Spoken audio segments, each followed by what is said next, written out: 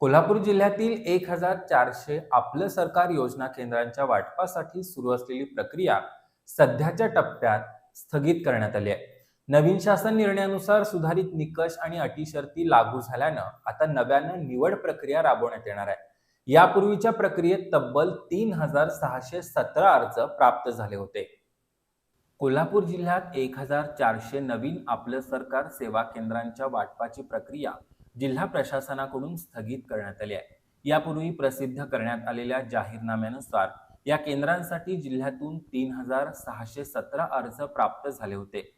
प्राप्त अर्जांची छाननी करून प्रारूप यादी जिल्ह्याच्या संकेतस्थळावर प्रसिद्ध करण्यात आली होती. यानंतर अर्जांवर हरकती मागून मुलाखती घेण्याचं नियोजन करण्यात आलं होतं.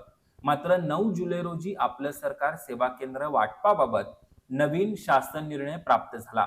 नवीन शासन निर्णयामध्ये सुधारित निकष आणि अटी शर्ती लागू करण्यात आल्यात. त्यामुळे जुन्या निकषांनुसार सुरू असलेली निवड प्रक्रिया पुढे राबवणं शक्य नसल्याचं जिल्हा प्रशासनानं स्पष्ट केलंय. त्यामुळे सध्याची प्रक्रिया ज्या टप्प्यावर आहे त्याच टप्प्यावर स्थगित ठेवण्यात आली आहे.